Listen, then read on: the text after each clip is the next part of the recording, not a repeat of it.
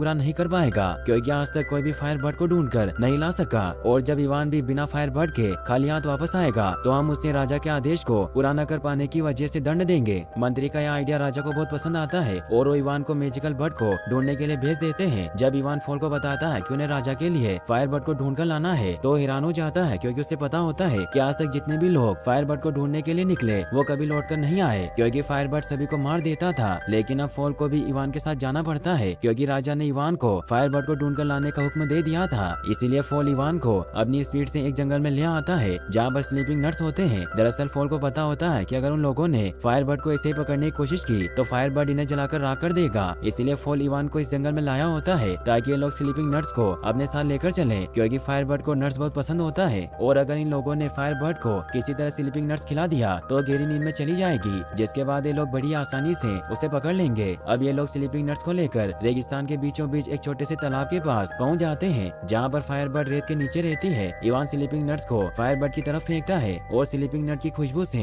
Firebird रेत से बाहर आ जाता है और एक एक करके सारे नट्स को खाना शुरू कर देता है। लेकिन जल्दी उसे पता चल जाता है कि उसके आसपास कोई है और वो फॉल और इवान पर हमला कर देता है। फॉल और इवान दोनों फायरबर्ड से किसी तरह अपनी जान बचाकर भाग रहे होते हैं। इसी दौरान चारों तरफ आग भी लग जाती है। अब एक समय ऐसा भी आता है जब फायरबर्ड इन्हें मारने ही वाला होता है, लेकिन तभी इवान अपने पास बचे आखिरी स्लीपिंग नट्स को फायरबर्ड की तरफ फेंकता है और जब फायरबर्ड इस लास्ट वाले नट्स को खाता है तो गहरी नींद में चला जाता है। इसके बाद इवान फायरबर्ड को लोहे की जालियों में पकड़ लेता है और जब फायरबर्ड होश में आता है तो अपने आप को कैद देखकर बहुत दुखी होता है और वो रोने लगता है। फायरबर्ड को रोता देखकर इवान इमोशनल हो जाता है और उसे आजाद कर देता है। आजाद होकर फायरबर्ड बहुत खुश होता है और वो इशारों में इवान को थैंक्स कहता है। फिर वो पंख फैलाकर आसमान की गहराइयों में उड़ जाता है, लेकिन वो जाते जाते निशानी के तौर पर इवान को अपना एक पंख देकर जाता है जो फायरबर्ड की तरह चमक रहा होता है। इवान उस पंख को पाकर बहुत खुश होता है और फॉल के साथ वापस राजा के पास आ जाता है और उन्हें बताता है कि किस तरह बहुत मुश्किल से उसने फायरबर्ड को पकड़ा और उससे दुखी देखकर आजाद भी कर दिया। लेकिन कोई भी इवान की बातों पर विश्वास नहीं करता और उन्हें लगता है कि इवान झूठ बोल रहा है। हालांकि इवान उन सबको फायरबर्ड का पंख भी दिखाता है, लेकिन उसका भी कोई फायदा नहीं होता क्योंकि इस वक्त उस पंख में कोई रोशनी नहीं हो रही थी, जिसकी वजह से वो पंख भी बाकी के पंखों की तरह ही नॉर्मल लग रहा था। अब राजा इवान को आदेश पूरा न करने की वजह से मौत की सजा सुना देते हैं, लेकिन इससे पहले कि जल्लाद इवान को मारता वहाँ पर फायरबर्ड आ जाता है क्योंकि उसे पता चल गया था कि इवान एक अच्छा इंसान है। फायरबर्ड को देखकर सबको विश्वास हो जाता है कि इवान सही बोल रहा है और अब राजा को न चाहते हुए भी इवान का प्रमोशन करना पड़ता है क्योंकि इवान ने उनके कहे मुताबिक फायरबर्ड को ढूंढ कर ला दिया था। अब इवान और फायरबर्ड एक अच्छे दोस्त बन जाते हैं और इवान फायरबर्ड को पाकर बहुत खुश होता है। लेकिन राजा इस बात से जरा भी खुश नहीं होता क्योंकि अब पूरे राज्य के लोग इवान को पसंद करने लगे थे, इसीलिए अब वो किसी भी तरह इवान को मारना चाहता है। अब एक बार फिर से मंत्री राजा के पास आता है और उसे आइडिया देता है कि अगर वो इवान को बर्फ की राजकुमारी को ढूंढ कर लाने के लिए भेजे तो वो कभी भी ऐसा नहीं कर पाएगा क्योंकि बर्फ की राजकुमारी सबसे ऊंची पहाड़ी की चोटी पर रहती है जहाँ किसी इंसान का पहुँचना इम्पॉसिबल है। मंत्री का यह आइडिया राजा को बहुत पसंद आता है और वो इवान को बर्फ की राजकुमारी को ढूंढ कर लाने के लिए भेज देता है। अब इवान फॉल के साथ बर्फ की राजकुमारी को ढूंढ कर लाने के लिए निकल जाता है। हालांकि फॉल उसे समझाता है कि बर्फ की राजकुमारी को ढूंढ कर लाना अपनी मौत को दाव देने के बराबर है, लेकिन इवान फॉल की बातों पर ज्यादा ध्यान नहीं देता और बहुत मुश्किल से किसी तरह फॉल की मदद से उस गुफा के पास पहुंच जाता है जिसके अंदर राजकुमारी होती है। लेकिन गुफा के दरवाजे पर बर्फ की एक मोटी दीवार होती है जिसकी वजह से वो गुफा के अंदर नहीं जा पा रहे थे।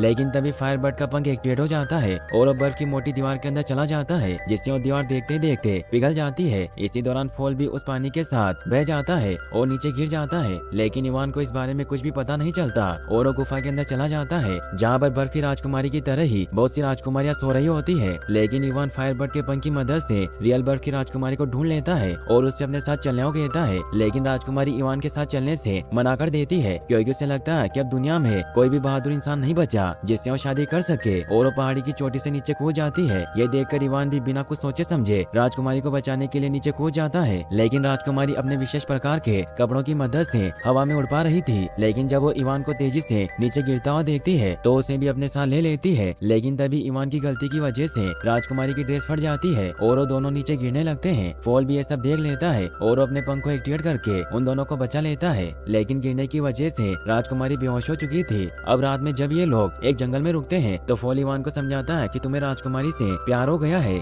इसीलिए हम लोगों को वापस राजा के पास नहीं जाना चाहिए। लेकिन हर बार की तरह इस बार भी इवान फॉल की बातों पर ज्यादा ध्यान नहीं देता। अब कहीं न कहीं राजकुमारी भी इवान को पसंद करने लगी थी। अगली सुबह इवान फॉल और राजकुमारी के साथ राजा के पास पहुंच जाता है। राजा इवान के साथ राजकुमारी को देखकर बहुत गुस्सा होता है क्योंकि एक बार फिर से इवान ने राजा को गलत साबित कर दिया था। लेकिन मंत्री राजा को समझाता है कि आप दुखी मत होइए, इसमें आपका ही फायदा है क्योंकि अब आप राजकुमारी से शादी कर लेंगे। इवान की राजकुमारी को लाने के लिए उसे ढेर सारा सोना देकर सम्मानित किया जाता है। लेकिन इवान इसके बावजूद भी बहुत दुखी होता है क्योंकि कहीं न कहीं इवान अब राजकुमारी को पसंद करता है। रात में इवान चुपकर राजकुमारी से मिलने जाता है और राजकुमारी को फूलों का एक गुलदस्ता देता है, जिसे पाकर राजकुमारी बहुत खुश होती है क्योंकि राजकुमारी भी अब इवान को पसंद करती है। लेकिन तभी वहाँ पर राजा के लोग आ जाते हैं, जिसकी वजह से इवान को वहाँ से जाना पड़ता है। इवान ये सोचकर परेशान रहने लगता है कि अब राजकुमारी की शादी राजा के साथ हो जाएगी और वो कुछ भी नहीं कर पाएगा। अब एक दिन जब राजा राजकुमारी को शादी करने के लिए पूछते हैं तो साफ साफ मना कर देती है और कहती है कि मैं तब तक शादी नहीं कर सकती जब तक मेरी ग्रैंड मदर की खोई हुई अंगूठी नहीं मिल जाती, जिसे मैंने समंदर में कहीं खो दिया था। राजकुमारी की बात सुनकर राजा परेशान हो जाता है कि आखिर वो इतने बड़े समुद्र में छोटी सी अंगूठी कैसे ढूंढेगा। लेकिन तभी वहाँ पर इवान आ जाता है और राजा एक बार फिर से इवान को राजकुमारी की अंगूठी ढूंढ कर लाने के लिए भेज देता है। इवान तो अंगूठी को ढूंढ कर लाने के लिए राजी हो जाता है, लेकिन फॉल इस बात से बहुत परेशान होता है क्योंकि उसे इवान की अंगूठी ढूंढने में उसकी मदद करनी होगी और इस बार उसे खुद पता नहीं होता कि अंगूठी कहाँ पर है, इसीलिए अपनी माँ से मदद मांगता है। फॉल की माँ आसमान में मैजिक से उसे बताती है कि राजकुमारी के ग्रैंड मदर की अंगूठी एक बड़ी सी वेल के पेट में है जो अब एक आइलैंड में बदल गई है और वो फॉल को वेल तक पहुँचने का रास्ता भी बताती है। अगली सुबह फॉल इवान के साथ उस वेल को ढूंढने के लिए निकल जाता है।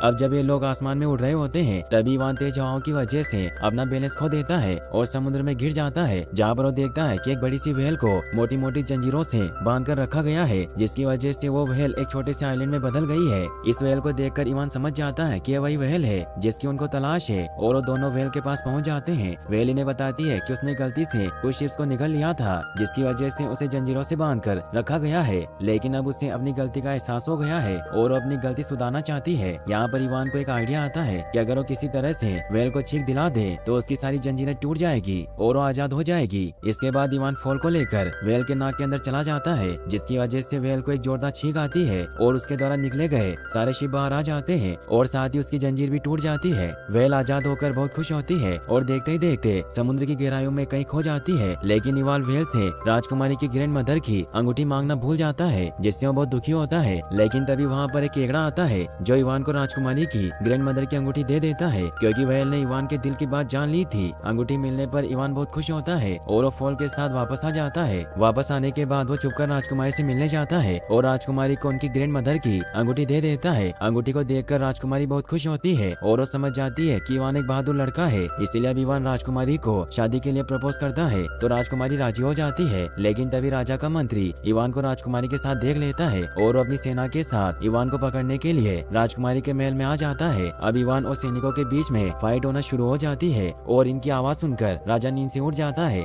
और जब वो राजकुमारी के महल की टेरेस पर फॉल को देखता है तो अपनी बंदूक से उसे शूट कर देता है, जिसकी वजह से फॉल घायल होकर नीचे गिर जाता है। अब इवान को राजकुमारी से छुपकर मिलने के जुर्म में गिरफ्तार कर लिया जाता है। रात में जब राजकुमारी अपने कमरे में होती है तभी उनके पास एक चूजा आता है जो राजकुमारी को अपने साथ ले जाता है। दरअसल इस चूजे को फॉल ने भेजा होता है। राजकुमारी फॉल को बताती है कि मैं किसी भी तरह से राजा को मारना चाहती थी, इसीलिए मैंने राजा को जवान होने का लालच देकर 3 कुंडों में से होकर गुजरने के लिए कन्विंस कर लिया। लेकिन तभी वहाँ पर राजा का मंत्री आ गया, जिसने राजा को सलाह दी कि सबसे पहले इवान को उन तीनों कुंडों में से होकर गुजारा जाए। इसीलिए कल इवान को 3 बड़े कुंडों में से होकर गुजारा जाएगा। पहले कुंड में ठंडा पानी, दूसरे में गर्म पानी और तीसरे में उबलता हुआ दूध होगा। और अगर हमें इवान को बचाना है तो हमें ठंडे पानी के कुंड में मेरी ग्रैंड मदर की रिंग डालनी पड़ेगी। इसके साथ ही उबलते हुए पानी में फायर बर्ड का पंख और उबलते हुए दूध के कुंड में लाइफ डेथ का फूल डालना होगा, जो पृथ्वी के अंतिम छोर पर मिलता है। राजकुमारी की बात सुनकर फॉल कहता है कि मुझे नहीं लगता कि मैं कल सुबह तक पृथ्वी के अंतिम छोर से लाइफ डेथ के फूल को लेकर वापस आ जाऊंगा, क्योंकि मैं पहले से ही जख्मी हूँ। लेकिन राजकुमारी फॉल को हिम्मत देती है कि तुम ऐसा कर सकते हो। इसके बाद फॉल अपनी सुपर स्पीड से लाइफ डेथ के फूल को लेने के लिए निकल पड़ता है। अगली सुबह हम इवान को देखते हैं जिसे उबलते हुए गर्म पानी से भरे कुंड में डाला जाता है। लेकिन तभी राजकुमारी बड़ी चालाकी से उस कुंड में अपनी ग्रैंड मदर की अंगूठी को डाल देती है, जिससे इवान की जान बच जाती है और उड़ते हुए ठंडे पानी के कुंड में जा गिरता है। तभी फायरबर्ड इवान की जान बचाने के लिए अपने पंख को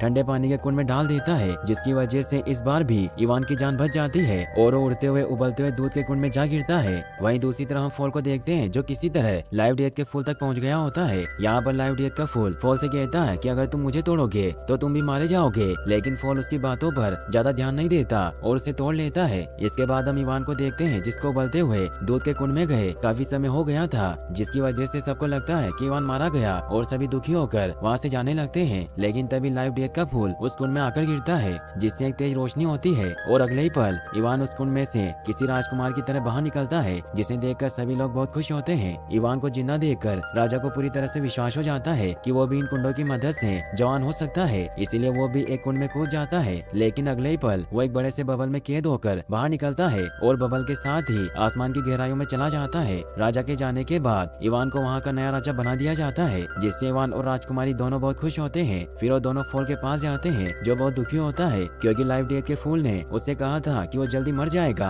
लेकिन यहाँ पर राजकुमारी फॉल को बताती है कि वो तो सिर्फ तुम्हारा टेस्ट ले रहा था कि तुम दिल के सच्चे हो या नहीं। राजकुमारी की बात सुनकर फॉल बहुत खुश होता है। इसके बाद ये तीनों मिलकर खुशी खुशी रहने लगते हैं और यहीं पर